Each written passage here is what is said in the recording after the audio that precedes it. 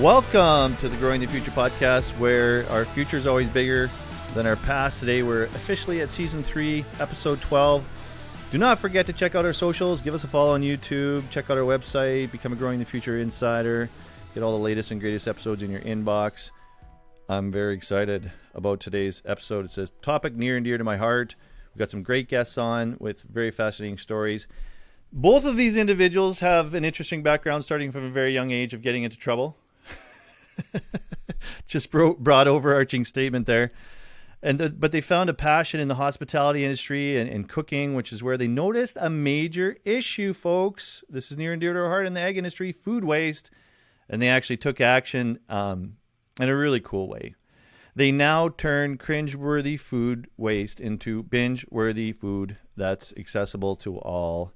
You might just be eating some of their food waste, at a vendor near you, we hope. Trendi uses robotics and automation in the food industry to rescue, revive, and redistribute nutritious food to everyone. Notice how I used the actual robot voice there for a bit, just a short period. They have what's called a biotrim machine. It goes directly to the source to rescue food when it's freshest and processes it on site. Yum, yum. That gets turned into what's called bioflakes and enhancer. They also have smoothie machines that uses these rescued foods to create healthy options that are accessible for all to enjoy. Hey, you can find Trendi on Facebook, Instagram, LinkedIn, on their website, which is a really great website, by the way, and follow along their journey as they find ways to reduce and reuse food waste. Welcome, Craig and Carissa from Trendi. Hi, Dan. Hey, Dan. Hi, listeners and viewers. We greet you on the internet. So it's going to be a great episode. This is fascinating stuff. It blew my mind. I wish we had recorded our green room because it was such a great story. But let's just dive right into the origin story of your superhero-isms. You guys are superheroes in my eyes. How did your partnership come to be? Tell us about the journey. Let's dig deep here and let's get real and raw on the Growing the Future podcast. How did your personal journey sort of take you to where you're doing what you're doing now? Well, I'm glad you asked, Dan. Take it, Carissa.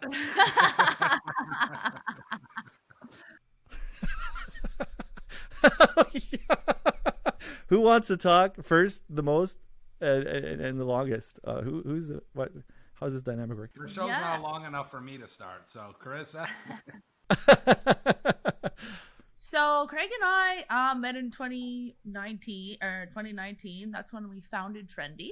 Prior to that, Craig was a food and beverage consultant building out restaurants and hotels globally. And I was focused in the digital marketing space and was a partner to a cold pressed juice and smoothie bar in Vancouver, one of the first. And in 2019, our paths led to each other, and we started looking at the idea of robotic kiosks to create smoothies and juice. This was a project for us called the Smoothie Machine. And, after a few months of R&D and feasibility, we identified as really what we wanted to do. And so we built out the project, and unfortunately, 2 weeks before COVID, we launched, leaving us in this place about a week after. We're like, oh my God, what are we going to do?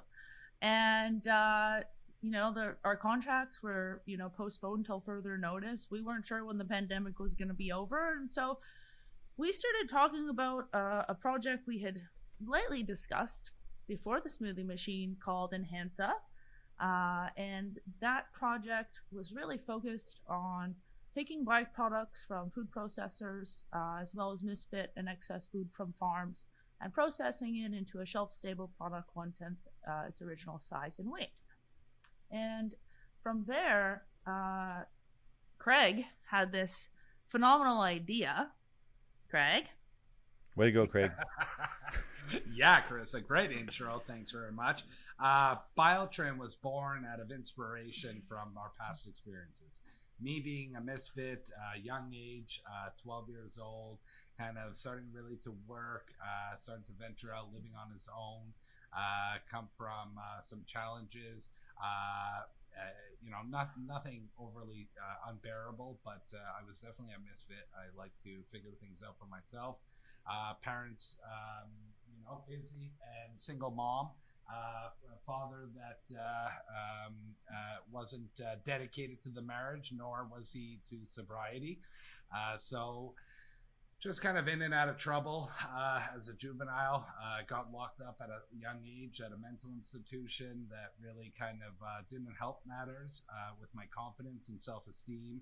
I wasn't officially diagnosed with anything, nor do I know to this day why I was there, but I think it was an easy out for my parents that were either not interested, or a mother that was working full-time as a nurse and going to university full-time to try and get a better life. I assume the goal for the family. And so wanted to earn some money, and I wasn't making enough from selling weed and to my buddies at school, and decided that I was gonna go and Okay, you got to have a side hustle from selling weed. What was going rate on weed back in the day? Like, I'm not endorsing side hustles or selling weed. it's not a show about illegally selling weed at the schoolyard. That's it. Check Get yourself. a job at a dispensary, a legal one. Kids. But kind of decided that I was hungry, literally. I was hungry. I got caught by a chef digging through the trash. I was looking for dinner. I can remember the smell to this day. But I got nailed anyways, and instead of chasing me out, he offered me an opportunity to wash the dishes for food instead. And there goes Is that what they call foreshadowing, like in your novel? That's got to be foreshadowing in your novel. Yeah. I like to think of it as the beginnings to the trials and tribulations of my culinary dreams, Dan. But foreshadowing is another way of saying it, I guess. Superhero origin story. All we see is Craig's butt in a dumpster. And so the chef pulls him out by the scruff of his neck. Yeah. His feet's dangling in the air. The chefs hold him up. What are you doing? I'm going to teach you. And thus begins the superhero story. I love it. Dun, dun, dun. So So needless to say, kitchens essentially became my everything. They took me under their wide-spreading wings, and my journey didn't slow down. Never finished high school. Took off into the world. Got a culinary education. Traveled the world with my knives and backpack in tow. Marched around working for beer and food and a place to sleep, willing to prep, slice, and dice, whatever your needs may be. And eventually, I guess through default of just kind of stumbling around, I picked up a few things that people were interested in, mainly my approach to business of food. And so kind of that's the beginning, I think the genesis of food waste and how it kind of came onto my radar, and it was really started very selfish reasons. First, as I said, I was hungry, so I didn't want to waste anything. It's very selfish of you, Craig. Yeah. Oh, and then of course I also realized that the less I wasted, the more money my boss would make. And so that helped to really garner the attention of the commerce side of the industry, that I was able to run much better numbers in the food business than most. And so I created systems and procedures that really paid a lot of attention to it. And it was very successful. Through my journey, there's a lot of great people that I met, and some amazing, inspiring stories, but also, some devastation and suicides and broken marriages and lost homes due to lost businesses and food waste and insecurity. And check it out at Culinary Dreams. Whoa! Is it a blog or? Yeah, there should be anyways. I don't know.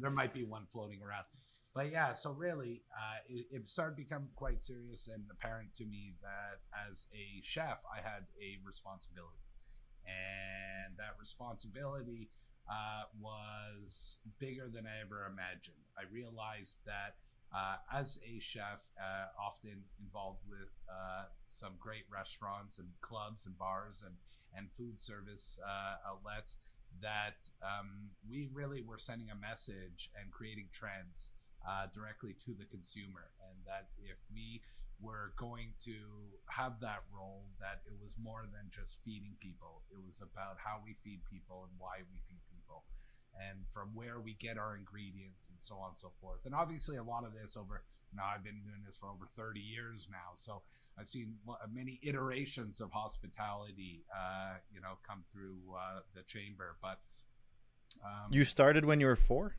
I mean, yeah, I started with that 4. Thanks, Dan. Yeah, well, that's because you can't see my belly, but I'm 44. I have a dad we got the beautification filter on you. Don't worry on the YouTube here. But I love that you're starting with your why. So you mentioned you were literally hungry and you ended up in kitchens to kind of save your life and get your life on track. So that's a huge why.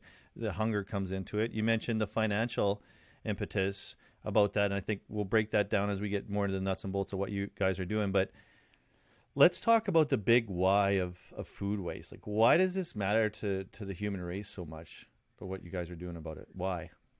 It's interesting, and without getting too philosophical, it's really quite simple. The world is a fridge, and it's available to some and not available to all. Some fridges are empty and some fridges are full. We have so many people that are literally starving to death in our own country, Canada. There's about 5 million, 4 million people starving, 1.4 million children in Canada. Really? And then this isn't like some rural country or village that we're never going to visit. These are literally our neighbors. But the why is food waste? We feel that so much of it just comes down to just not knowing. If you're fed and you have a roof over your head and you're warm at night, it's easy to lose sight that of the fact that there are literally people that don't have those privileges, and it's very difficult unless you've been in that spot or you are in that spot. And it's a vicious cycle, really, because it leads to, when you're poor or food insecure, then your reality every day is very different than those that aren't food insecure. And so people that aren't food insecure have trouble empathizing with those that are, because they assume that if you're hungry, you're lazy, or that you're just not trying hard enough, or you've given up, or whatever it may be. But you really got to tie into the direct stories of the people that are affected the most through food insecurity. Why is it that anybody would be food insecure and with all the abundance of technology and produce? Like, I see the way farmers can produce. There's more than enough to go around. Why are people food insecure? Yeah, it's a great question. And as Carissa takes her deep breath, I think she wants to Carissa's taking a deep breath there. Whoa. Yeah. Well, number one, 60% of the food we produce in Canada goes wasted. So we are literally growing garbage. The cost of all of that waste, along with the increase in transportation, keeps making healthy food less accessible to everyone. You buy a bag of spinach, or a bag, or a little tub of spinach is $5-6. It's the same price as a lower grade piece of steak. So when somebody's sitting in the grocery store, they're like, oh, I'm gonna have a steak, or I'm gonna have this these leafy greens. You're not paying for one bag of spinach, you're paying for 2, in some cases 3 bags of spinach. Yeah. Because so much of it is wasted. Yeah. And those are very approximate food waste statistics. A lot of the food stats we see in Canada are actually just focused on consumer waste. That doesn't really dig into what's happening on the processing or farm level, or in between distribution, etc. The other piece that recently was just discovered is that we originally thought that food waste was contributing to 8% of greenhouse gas emissions. As of this week, they have announced that it's more like 30% when Oh. you start adding in all the footprints of the transportation, the food that goes wasted, and Some say as high as 40%. yeah. And composting contributes to greenhouse gas emissions. Often we think, oh, we're going to compost it. That's the solution stops there. But the reality is that we're overproducing. We're not getting it to enough mouths, and we're hurting our planet. And it should be known that Trendi is not a waste management company, right? We're a stop waste before it becomes waste. So in other words, it's products that would otherwise be wasted. And we, a big part of the message, Dan, that we're working hard to get out is stopping the stigma associated with waste. I mean, you asked why, and there's several, I guess, not even that complex answers to the why. Food waste is looked at as something that is maybe not as good, right? And so if you aren't hungry, for example, you hear the word waste, you think it's bad, because in our society, in a privileged society, we destroy waste, and it's something that we almost have this psychological attack against. Waste is bad, and therefore it can't be as good, or it's justified being thrown away. What we're trying to say is we're talking about things that are perfectly edible. Food that is perfectly edible. You think of all the crudité platters at Costco, that have sliced and diced carrots and cucumber, sticks. Well, that produces a lot of waste. And that waste are now these little fragments of that original carrot or cucumber, perfectly edible. You wouldn't throw it away if you were slicing and dicing your carrots at home and, a chunk wasn't a perfect carrot size or stick size, rather. You wouldn't throw it away, but we do. And by buying those things, you're actually promoting that waste, because unless, and this is where we all have to start taking more accountability, whether you're the processor, whether you're the farm, whether you're the consumer, everyone has to chip in on the accountability train and jump on and say, listen, this is my part of the waste that I'm creating. And we don't want to stigmatize those parties. It's really important, because we don't want to stop the conversation. We need people to be confident and comfortable enough that we're approachable, that we as society is approachable to say, hey, I'm producing waste. I don't know how to stop it. I don't know what to do with it. Is there a solution you can help me with? And that's what Trendi does. It's always thinking of, okay, you have it. Let's find someone that wants to upcycle it. And then to the upcyclers, let's find someone that wants to buy it and create this circular economy, because that's why we didn't stop at biotrim. Biotrim goes directly to the source of otherwise wasted material. It processes it into a dry material, as you mentioned, we call bioflake. But then that bioflake could be turned into several things that can go and complement several industries: biofuel, textile. We at Trendi always feed people first, we feed animals second, and we feed soil third. That's the idea, because all of those contribute to feeding people, and that's really important. We believe in a dry material like bioflake and Enhansa. And Enhansa is bioflake is a single commodity. In other words, a carrot that's been dried and now given a shelf stable life for decades. It retains more nutrients and flavor and color than any other process that exists out there. And that's going to help a lot of things. That's going to reduce the amount of transportation. If we once we dry cucumbers, for example, it's 1/20th its original size. That means we can we can fit the same amount of cucumbers that used to consume the truckload of 20, now down to 1. It doesn't require refrigeration. It's much lighter. It's about 1/20th, 1/15th its original weight. And it's not going to go bad. It doesn't need to be refrigerated. Now that it has a much smaller footprint, now we transport it. Not the raw, heavy, weighted, labored down with unnecessary water and transport. Now we transport it. And if, the truck gets turned around at the border, or arrives at the grocery store, or it sits in a warehouse because somebody made a mistake, it's not going to spoil. We can reroute this stuff. We can send it if we need to make biofuel, to make insulation for construction. You name fish food, the list goes on, to feed your pets at home. So bioflake is that singular commodity. Once it goes back to our factory, it gets processed and refined. Nothing is added to it. It's blended in your food processor. Same thing, just a really big one. And once it's in its powder form, we put it on the shelf as an inventory item, as you would at home, your spice cabinet. And when we want to create a recipe, like in Hansa, we take multiple ingredients, we blend them together, just mix them up, not adding anything, nothing synthetic. We believe in farm, not pharma. And we package it for you to be able to use it in the form of soups, dressings, marinades, sneak it in. Great way to sneak it into kids' food.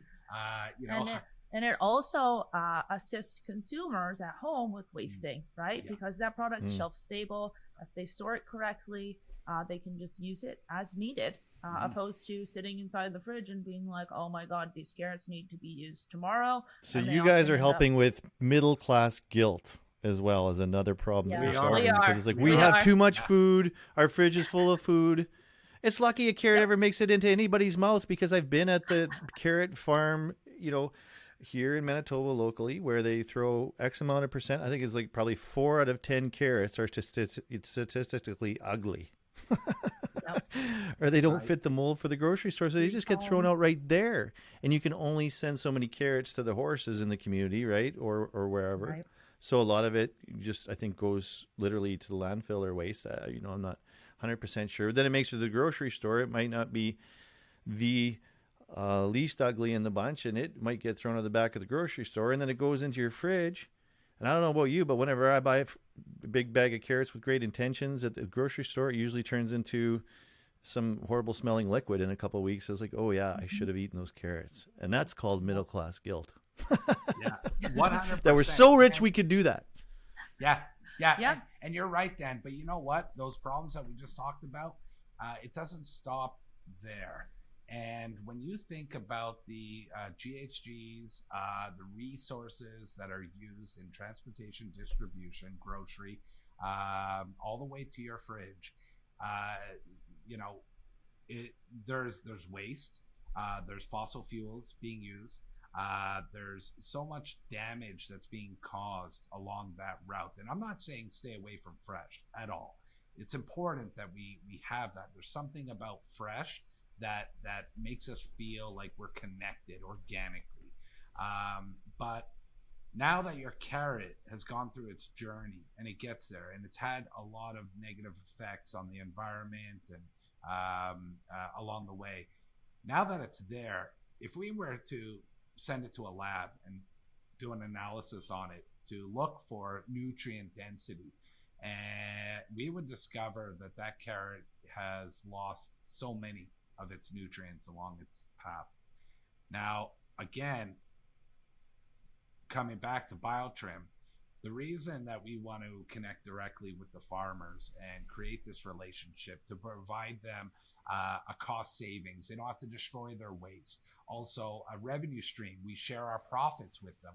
We do all the work along the way, but they can also be a part of the solution, part of the story, which is going to help everybody.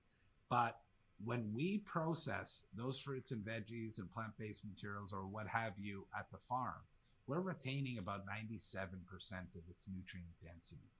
Now, that same carrot, flash forward 1 month, 2 months, whatever, in your fridge, maybe it has 50% of the nutrients. So when you're thinking that it's a good thing, because I'm following the Canadian Food Guide to eat my 7, 8, 9 portions of fruits and veggies a day, they're making the assumption that carrot has its original nutrient density, but it doesn't. So why is it losing nutrient density along the way? Moisture, it's breaking down, it's starting to deteriorate, and then nutrients are living and moving and breathing, and the product is losing moisture along the way, so they're dying along with it. And as the carrot ages, so do they, and just like us, eventually we die. So what we want to do is say, listen, let's start talking about, the elephant in the room. Now that we know, because we just told you, and many others a lot smarter than me, that's for sure, have told you before, that we're not actually getting the nutrients that we think we are. We may be getting the fiber, but we're not getting the nutrients. Yep. So we're led on to down a path of a false security, and so we should be having that conversation with grocery, most definitely with government, and saying, hey, listen, let's talk about this. Let's talk about how we're not currently labeling fruits and vegetables in the produce aisle. Let's identify the deterioration rate and the nutrients, therefore, with it, so that when a consumer makes a decision, they're making an educated decision. If that was picked by date or picked at date, right, or picked on date, right? I don't say picked on because we don't believe in bullying. Bullying is bad, so we don't pick on. But careful. If it's a picked by date or picked on date, then the farmer is going to be proud and know that they want to protect the integrity of what they grow, because that's what the farmer wants. It's about commerce, keeping the lights on. That's all important. But you try and find me a farmer that's doing it just for the money. Try it. You know, I'd love to hear from them, because they would be a unicorn or an anomaly. So you farmers take pride. Farmers are what made Canada possible and every other country. Without farming, we would have never settled. So everything starts with farmers, and we need to be grateful. And they're the ones that are often suffering, the ones being squeezed, right? So what we want to say is, hey, at Trendi, Mr. Farmer or Mrs. Farmer, let us provide you a solution that might make sense to you. And that's eliminating your waste, valuing what you grow, becoming part of that story. And hey, when we sell this dry material, BioFlake, you're going to share in the profits with it. Now you have an alternative revenue source. And now you also have a choice. Because if another comes by and says, I'm going to pay you less, or I'm going to pay this, and you're going to take this, and that's it, because you really feel you have no choice, and I know that I got you by the cojones, well, now you have a choice. And that's going to hopefully push that conversation and put us all in a better position, including the consumer, because we believe at Trendi that everybody should have access to healthy foods, not just those that can afford it. So if I'm a farmer sitting across from you at the kitchen table, and you got this nice brochure, and I'm looking at you like you're a timeshare salesperson. Right. And yeah. Well, what are you offering me? How does it work? Yeah, and that's the thing. And I know it can sound pitchy, and we're not saying that we're... You're passionate, not pitchy. Let's be real. Yeah, and thanks, because it's really important, and it gets us emotional. And, we've all had moments in our life where we've been without. And I'm not talking about your handbags or your shoes or your fancy cars. I'm talking about without.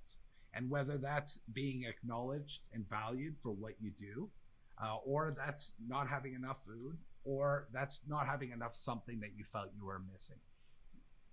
And I think we have to ask ourselves, how much is enough? We're not doing this to make money. And to be honest, it's only costing us money. So we're doing this because somebody at some point has to start recognizing that there's more than just us out there that have a problem with food waste and hunger. And so what is in it for you, farmer, is we want to provide you some peace of mind. We just want to give a piece of equipment to you. We're not selling it to you. There's no charge here. Yeah. We're gonna operate it. We're gonna work it. We're gonna bring it to you, and you just gotta pile it over to us. Anything that you haven't been able to sell, you haven't been able to process, whatever, bring it over to the unit. We're only feet away from you. We're gonna process it. We're gonna work it day and night, and we're gonna create a dry material that we can sell as a commodity, or blend even further into a product that people want for various industries. And even if your product isn't considered, fit for human consumption, we have alternatives for that. Anything from your potato peels to being used for insulation in construction. We don't eliminate our process because it's not fit for human consumption. Let's talk about it. Let us know what you have, how much waste you have, how often you have it, and let's make a plan together. We'll see you soon. It's a partnership. And can I just talk a little bit more on what that collaboration looks like? I'd love you to do that.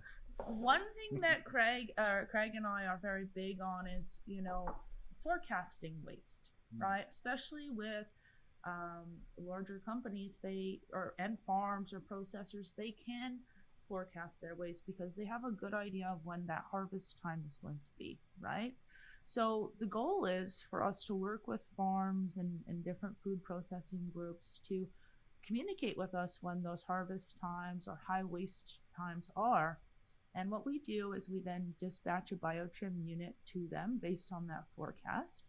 We process. But before we go there and process, we have to understand roughly what's the approximate amount of waste. Because if it's, say, 50,000 pounds over a 2-day period, it's going to require more than one biotrim unit. And we've built a product and project that is scalable. So our goal is to be able to help, companies with a minimum of 1 ton of waste per day, and help companies that have, upwards of tens to hundreds of thousands of pounds.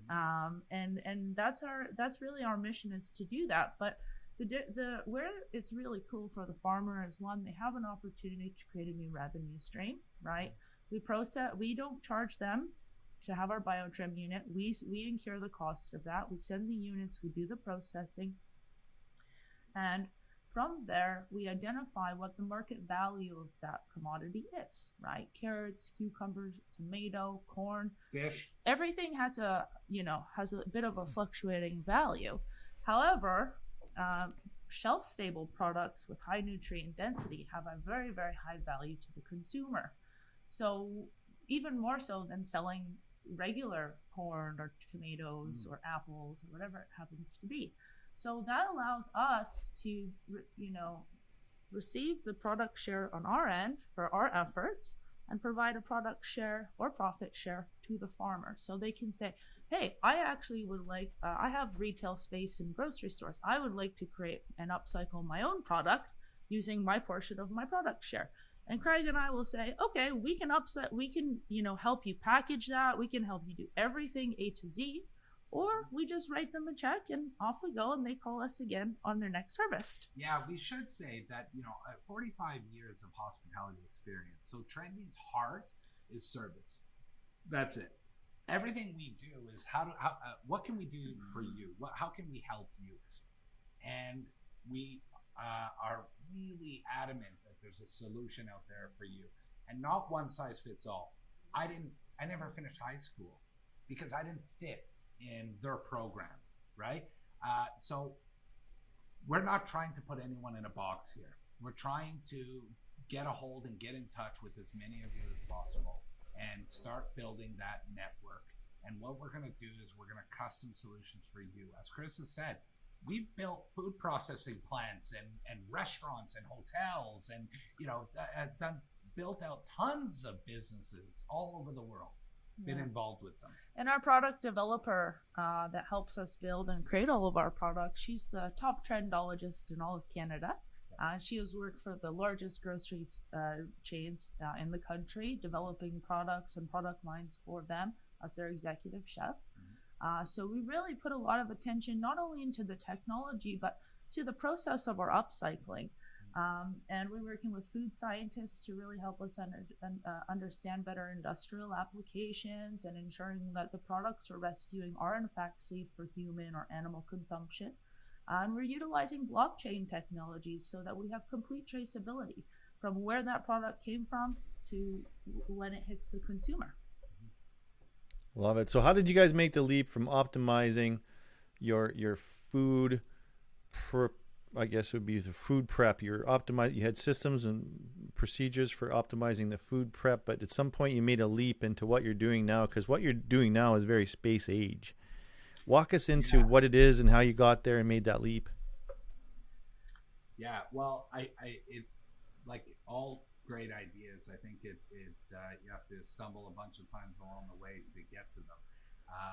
Sure. And through a series of blunders along the way in my career anyways, I know that I first restaurant at a very young age. It was what was considered really one of the first, if not the first, real gluten-free, dairy-free restaurant. And it was kind of before it was hot and trendy. And I did that out of compassion, because when you're in a kitchen and somebody orders something that is an allergy sensitive, or can't have this or can't have that, the chefs huff and puff, and everyone kind of takes shots at them and pokes at them, and that started to bother me.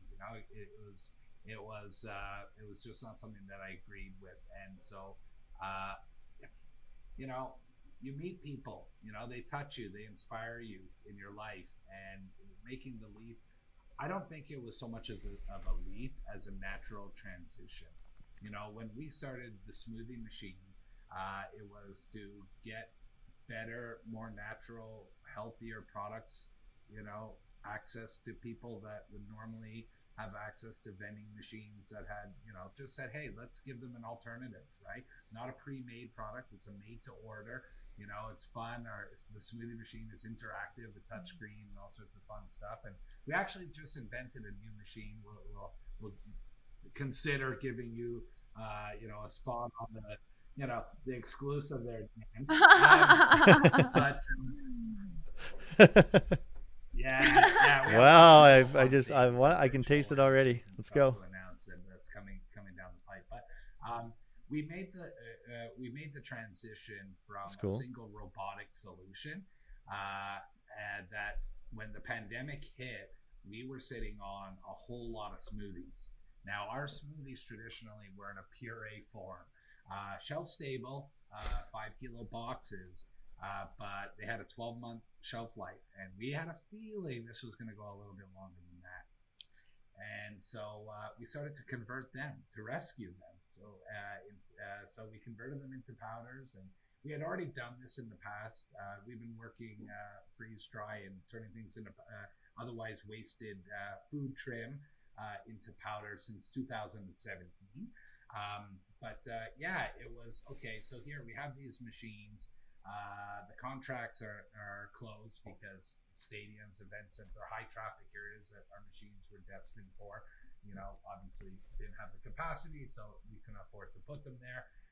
So we started rescuing our purees, and we started playing with the powders, blending different recipes. And before you knew it, we created these awesome, just add water and shake. And for every 10 gram of product, a tablespoon of product, you add a serving and a half to a serving of fruit and vegetables. Yeah, including the fiber too. Including the fiber.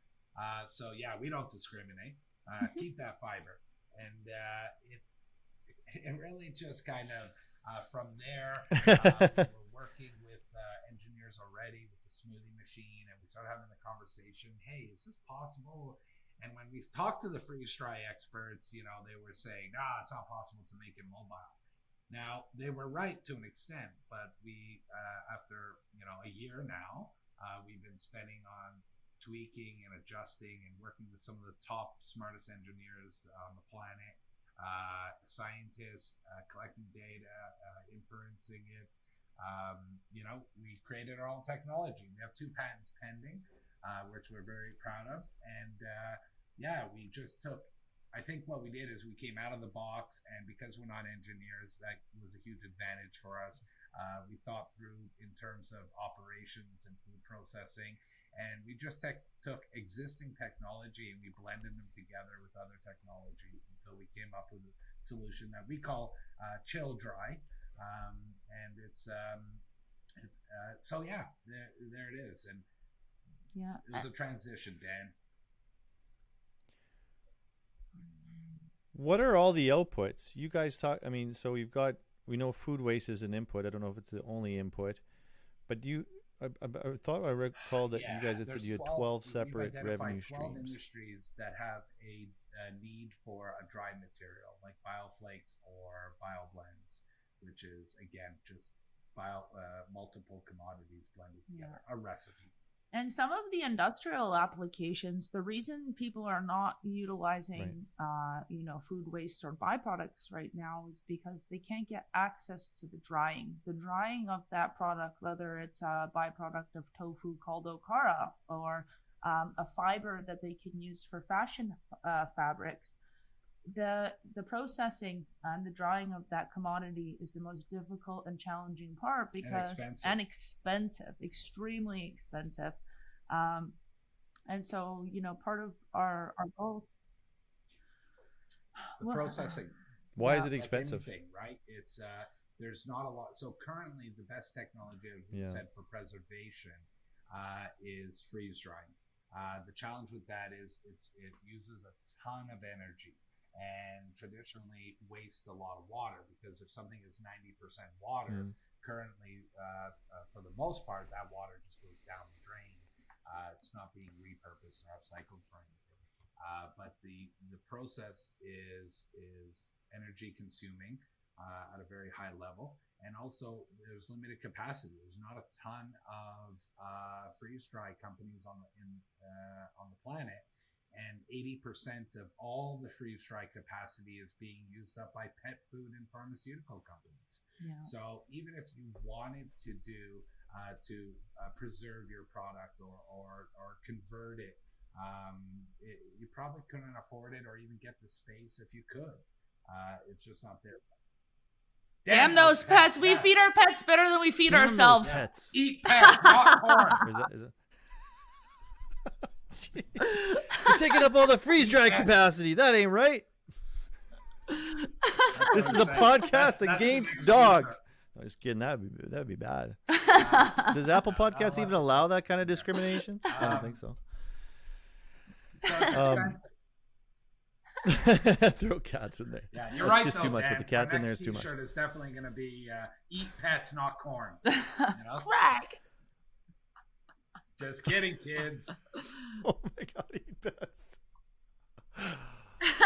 Oh man, I don't even want to. Like, there's a bunch of tangents I could go there, but eating pets. Yeah, it depends on your perspective, maybe, and perchance your geography and your culture. But what's a pet and what's not? I mean, even from where I'm back home in Saskatchewan, some things that people might consider pets. We might have eaten them in some tougher times, but yeah. Okay, back to this thing about not making any money. No, that's really? not true. Like, is it not for charity like everybody else? Yeah, like, it's not true. The truth is we have to generate revenue because of how the model is and the value of excess food and misfit foods. A lot of our cost of product overall, although our operation is very expensive to execute, we make it up in the amount of product that we can produce, and even providing a profit share to the farmers and spending that extra money in processing and blending and packaging and all of that.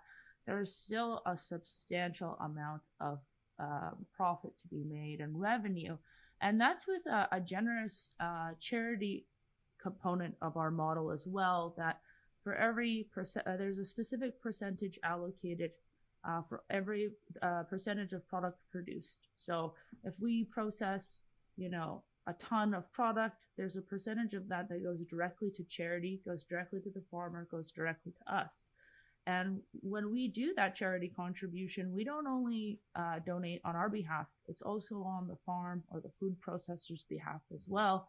And the goal is to provide those products to food banks in the local areas. So by province or by country in which we're working with, we ensure that product and that food is redistributed to marginalized communities in need in that area. Yeah, it's also a great way. Isn't that funny how some of the biggest challenges in your life, like childhood trauma, could put you in a spot where it was so important for you to give back? And you guys talked to me about how one of the most important things is your ability to provide kids in school healthy meals through this technology. Just education in general, but we're so mindful of those that maybe don't have a voice or a seat at the table. So one example, as Carissa just mentioned, we talked about charity. Not the biggest fan of that word. I don't really think of it like that. Was it charity for my teacher to teach me? Was it charity for my neighbor to help me? But if we have to call it something, I think it's giving back, paying forward. One of the things, Carissa and I in Trendi are so mindful. Our culture is about looking at it from everyone's angle, even those that maybe we think are, not proponents, adversaries of maybe one of our systems or solutions or whatever. And that's okay. We're here to be challenged. So, bring it on. But we realized that by eliminating waste at, let's say, a local farm in your neighborhood, that farm often would send that waste or otherwise wasted material to soup kitchens and things like that. And they need it, and the last thing, and we didn't think of this, but when we realized that, oh yeah, we're literally taking food out of the hands of the people that we're trying to help more than anybody, and that need it the most.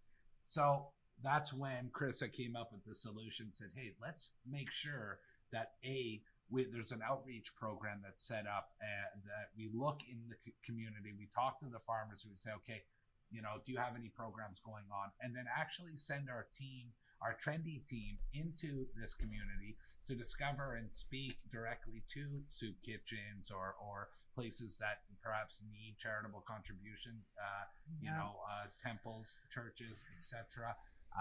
And then make sure that we send an appropriate amount of product to them. Yeah. And one, main issue that food banks often face is they get misfit and excess fruit and vegetables from farms or distribution locations. And the issue with that is that product comes in generally at a stage 3 or a stage 4 level, right? It's just so much. Or it's just so much all at once. And so when you get all that product, you need the fridge or freezer space for that product. Often food banks don't have access to that or not on a steady, ongoing basis. And so our goal is to be able to help provide these fruit and vegetables in a shelf-stable form so that they can just, store it like they do pastas or rice. Yeah. And it's nice and light, and it's nice, and it doesn't require anything kind of special treatment. But like Carissa said, we found out that a lot of the stuff that's donated often goes to waste anyways. Yeah. So, when you have these huge influxes, think about it around holiday seasons, when everyone donates, right? There's often not enough storage to store all that. Yeah. It's kind of like when there's a drought, and then all of a sudden the rain comes down so hard, it overflows our dams and rivers and whatever. So it's not even kept. Right. And then all of a sudden, it goes a few days without rain, and then it's a water shortage again. It's like, yeah, but it just rained like crazy. Our buckets weren't big enough. Right. And the demand wasn't big enough at that particular time. And there's not enough healthy, non-perishable products being donated, right? Again, it's the instant noodles and the canned soup with so much preservatives and chemicals. No one's ever going to be healthy. Yeah. Eating that. No one's going to be healthy in the zombie apocalypse. It's eating out of cans like The Walking Dead. That's not that's a great diet plan. Zombies, it's interesting. So a lot of ours is the pandemic made us even more sensitive to it. We've been fortunate to not have to live through something like this before, like so many of us, but almost all of us. We realized, wow, when we lost our power or lost the ability to go to a grocery store, if we had these blends sitting in our cupboards, we could eat tremendously well. We could have incredible smoothies and juices and enhanced waters and sauces and marinades and dressings. But also, I mean, the kids love licking their fingers and sticking their finger in the powders because it's better than those old dipstick, the candy dipsticks. There's a lot of fun to be had, and there's a lot of food to be shared and redistributed. And we're not even saying that, look, it has to be our solution, but come on, let's have the conversation. Let's chip in together. Let's put all of our solutions together. Whatever we have to do to stop food insecurity, we have to do it. And now, not just keep talking about it, man. And I think that one of the challenges is the system is so fragmented. There are a lot of people doing a lot of incredible things out there. Their blood, their sweat, their tears, their livelihood. They put everything into finding a solution and making their solution part of the food insecurity conversation. The challenge is they're often small or alone. They don't have the resources, but they certainly aren't connected with the others like them. And in some ways, yeah, but not enough. We need to improve the pipeline, create the fundamentals so that we're all communicating. And one of the things Trendi is doing to do exactly that is we're building an app. And that app is going after 3 groups. It's calling out to the people or the companies that have the waste or otherwise wasted material, the upcyclers, the people that would take that material and either in its raw form and as is and turn it into a product, or in the dry form that Biotrim converts it into and take that, and then ultimately the end user, the companies or the people buying that upcycled product that's made from otherwise wasted material. So our app highlights those 3 groups and connects everyone, so everyone can buy, sell, give, communicate, and put a value to that otherwise wasted food, right? That's the key. We have to define a value to this in order to take the conversation of it being waste all the time, right? It's inevitable. There will be some food waste in this world. You know, we can't cut that down right away. But if we can start building and working together and showcasing these efforts in a centralized place, we can track it, and we can understand what's working and what's not working. And as you know, this problem, we're just starting to touch the tip of the iceberg right now. But everyone's cooperation and collaboration is where it's going to be. And Craig and I are not placing biotrims currently. Our plans are to start deploying and testing them in spring, summer of next year, 2022. But we're starting these conversations now because the UN has social development goals of having food waste by 2030. And currently there are not a lot of technologies actually diagnosing this issue and providing a solution. And so our goal, as we discussed, our project is financially intensive. And so in order for us to ensure that there's enough funds to really scale this project, we have to start having these collaborative discussions now. So we can go to the financial people and groups and investors and say, look, guys, this is the progress we've made.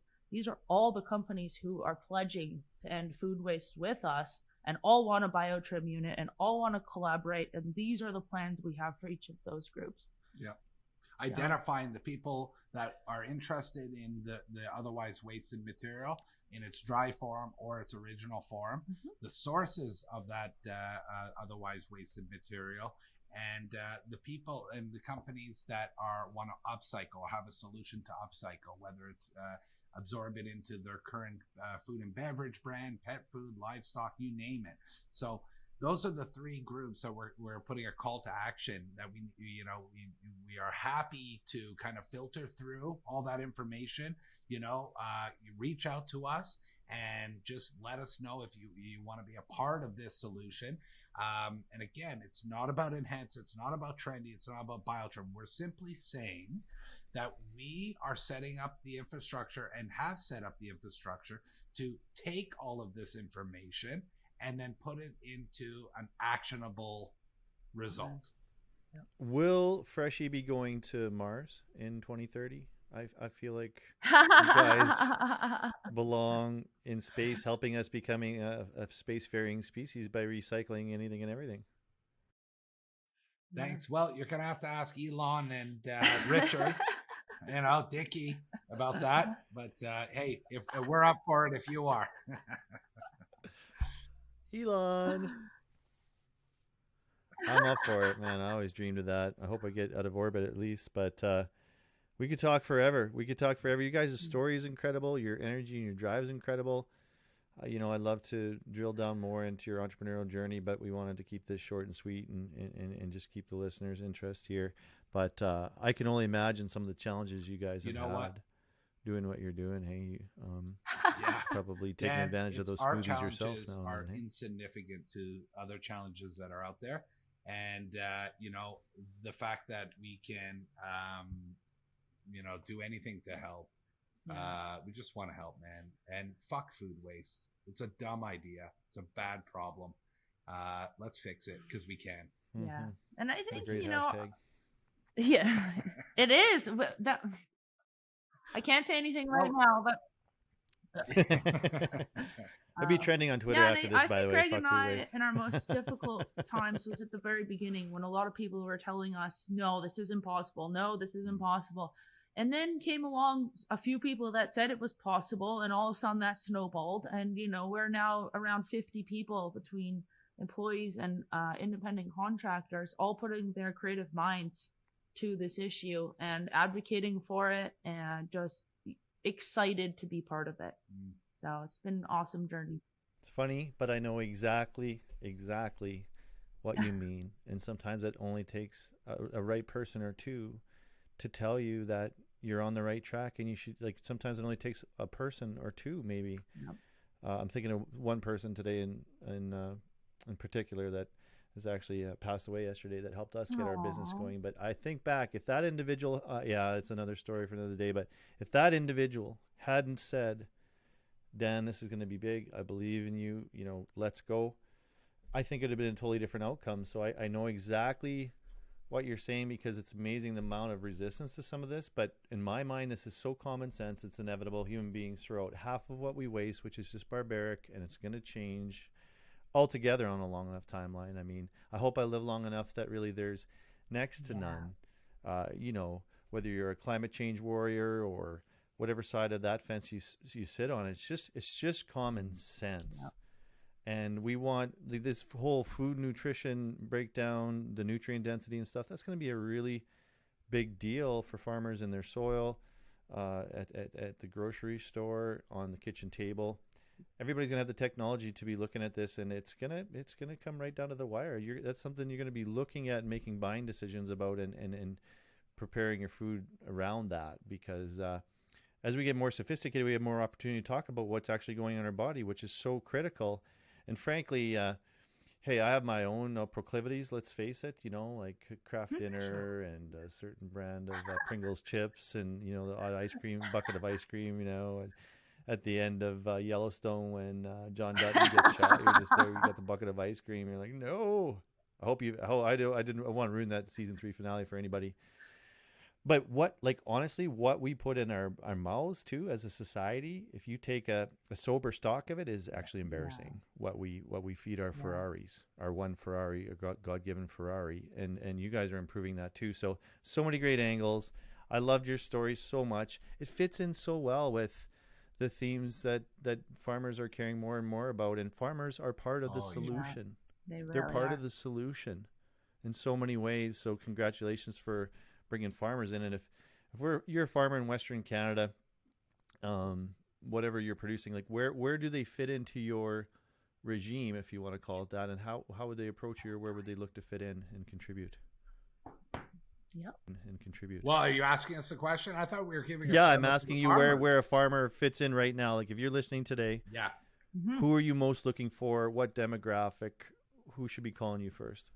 Yeah, definitely. Just reach out to us, and just a simple little email. Hey, what's up? This is who I am, and maybe a link to your website, and how how interested are you in being part of the solution?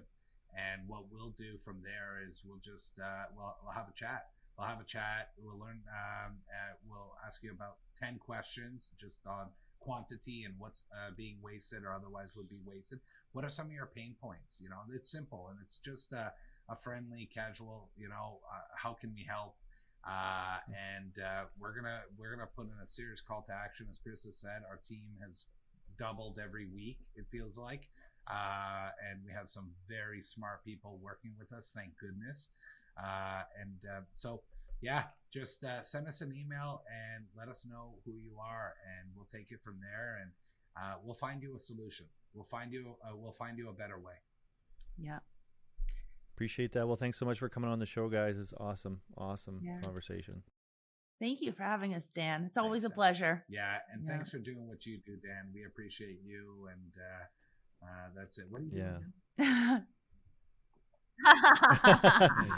Well, we are going to recycle 75,000 metric tons of waste from the oil and gas industry and composted items from urban centers into agricultural fertilizer that goes back into grocery stores to feed the human race. So little bit of a noble venture. I don't want to mean to brag, but you know, kind of saving the world. I No guess. one does it better than you, Dan. We love you.